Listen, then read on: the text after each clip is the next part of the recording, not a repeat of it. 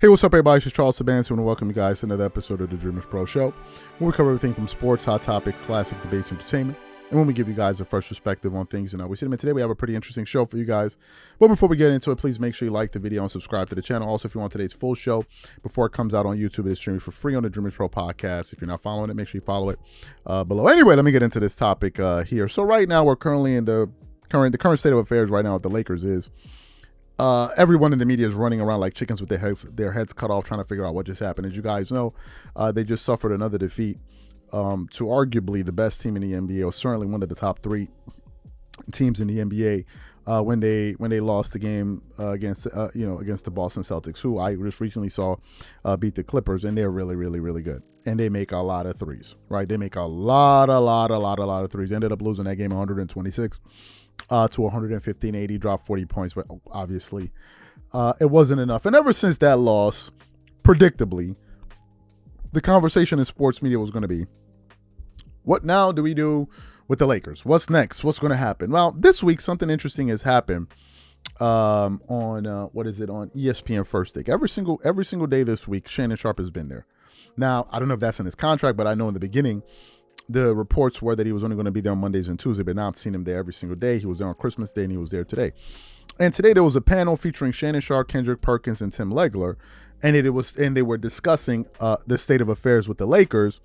And as they got into that, they were kind of talking about what the basic question was: who should they be more concerned about? Should they be more concerned about the Warriors? Because if I look at the NBA standings right now as we speak, the Golden State Warriors are currently right behind the Lakers. Right, they're right behind the Lakers.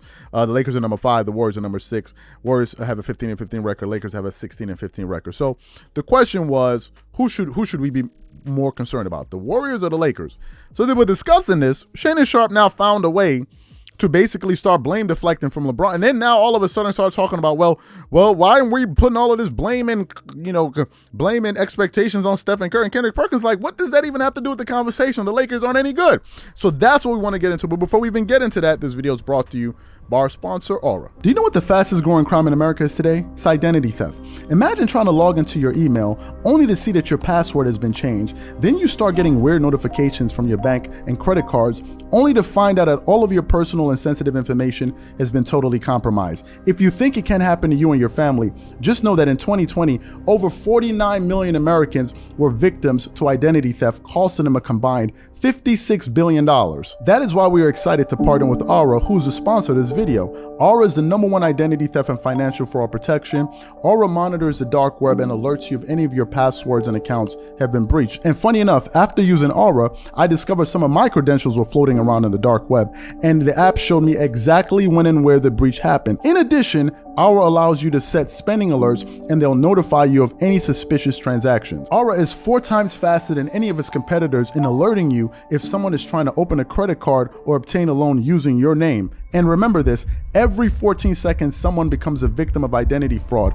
Don't let it happen to you. Now click the link in the description and try Aura for free for 2 weeks and see if any of you or your family's personal information has been compromised. Start your free trial at aura.com/DREAMERSPRO. And when you try Aura, by using the link in the description below, also know that you're supporting this channel. Thank you. So what we want to do is want to play exactly what was said between Shannon Sharpe and Kendrick Perkins, and then we're going to come back and continue on the show. Take a listen to what these gentlemen had to say here. Which team are you going to be more concerned about, the Lakers or the Warriors? Oh, this is a no-brainer. It's the Los Angeles Lakers. No one have expectations for the Golden State Warriors. I've been said they were done. We're talking about a team in the Los Angeles Lakers that went to the conference finals last year, that brought back all the core pieces except for Dennis Schroeder, and added some quality pieces like Gabe Vincent.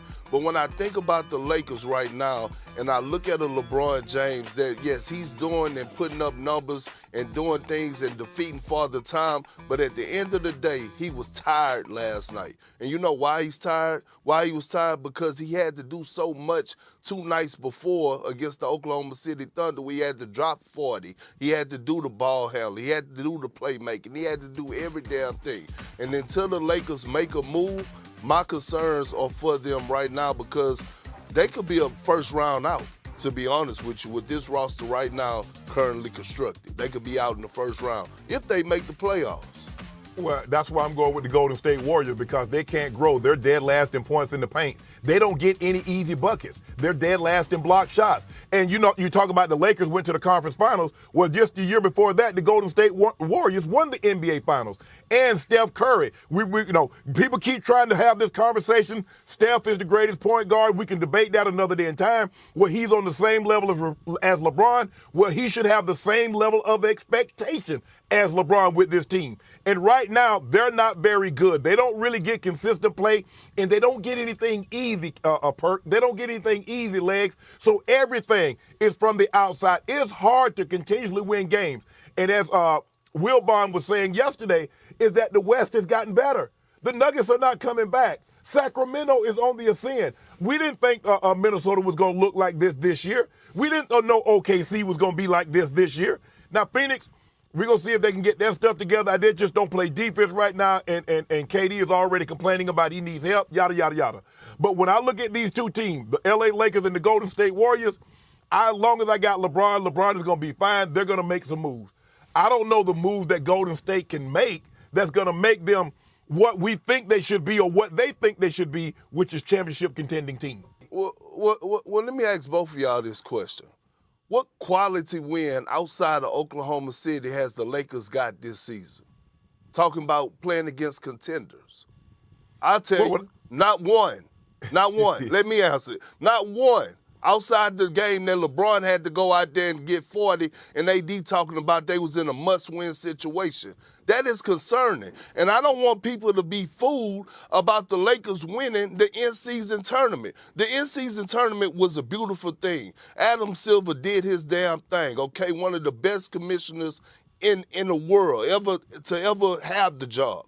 But when I think about the Lakers and what they had to do to win the in-season tournament, they had the easiest pool play. They had to play the Pelicans and the Pacers, which they're clearly better than both of those ball clubs. And so when I think about the Lakers, I always measure them on what they're supposed to do. They're supposed to be a title contender. So you only get measured against title contending teams. Nobody came into this season picking Golden State to make any noise in the Western Conference. I know I didn't. Well, that's the problem. Because what's the difference? Steph Curry got 2 MVPs, got 4 titles. Why does he get held to a different standard than other great players? And you have that expectation for Giannis. You have that expectation for Joel Embiid. Why do we see the thing? What we do, Legs? You see what people are doing? Well, we don't have the same expectation for for Steph Curry. But you say he's the equivalent of the other guy. So I'm confused. But you said, who did they beat? I'm trying to figure out, how did Indiana make the finals of the in-season tournament? Who did they beat on the Eastern Conference to get there? Did they beat the Boston Celtics? Did they beat the Milwaukee Bucks? I'm just curious. Yes or no, Perk? They did. But so what? So what, Shannon? Some people took the in-season tournament more serious than others. Now, would you pick, let me ask you this. Would you pick, if the Pacers and the Celtics was to match up today, you go pick the Celtics in the 7-game series, right? Oh, yeah, in the 7-game series. But the in-season tournament was a 1-game series. It's one and done, man. Move on. But I'm saying this, all I'm saying is this, is that because the Warriors don't get easy, think about what they get. Everything is outside. So you heard the exchange.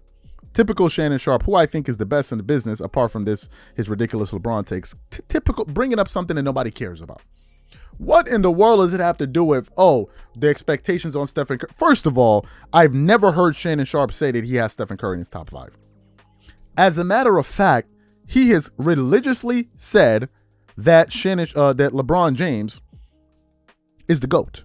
So why would you expect for the GOAT and Stephen Curry, who's probably top 10, according to him, probably, I don't know, to have the same level of expectations, number one. Number two, what does that quip even solve? You ask the question, okay, so what does it solve by asking that question? What does it solve? What does it solve? Okay, so Stephen Curry should have the same amount of blame as LeBron. Okay, then we move on to what? How does that explain what's happening with the Lakers? What Kendrick Perkins was essentially saying is, all of the points that you're bringing up are irrelevant. He's saying, who has this team beat this season? Then Shannon Sharpe moved the conversation to, they beat the Indiana Pacers, and he was basically saying that team isn't any good. So Kendrick is basically saying, what does this have to do with anything? This is irrelevant. This is absolutely irrelevant. It has nothing to do with the fact that this team is not performing well. And you coming out there to bring up some point about, oh, well, you know, why doesn't he get the same expectations, etc. It's like this has nothing to do with the point that we're talking about here. And that's what Shannon tried to do. He tried to shift the argument to talk about something else, talk about, well, why doesn't he get the expectations? The fact of the matter is Stephen Curry gets a lot of expectations, and he would have more if you guys talked about it more. The fact of the matter is you're going to talk about LeBron whether he's winning or losing. That's the point.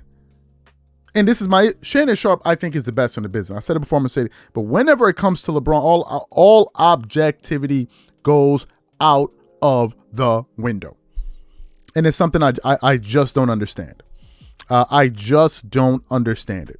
As far as the Lakers are concerned, I don't even know what to say about this team anymore. I don't even know what direction they're trending right now. But I think that they're going to be the number one discussed topic all throughout the season. We're going to find a scenario in which you're going to have other fans out there crying and saying, but wait a minute, the Boston Celtics are doing good. Wait a minute, the Milwaukee Bucks are doing good. Or the Philadelphia 76ers are doing good. Why are we still talking about the Lakers? The same way Charles Barkley and these guys were complaining, I think we're going to see the same thing happen this year because they are the biggest market and it's better for the NBA when the Lakers are doing well. So it is what it is. But I like the fact that Kendrick Perkins was able to push back a little bit with some of the narratives that Shannon Sharpe was putting out there. So what I want to know from you guys, what do you think about this exchange? Number two, how do you think the Lakers turn around their season? Whatever you guys think, please leave your thoughts and comments in the comment section. We catch you on the next show. Peace.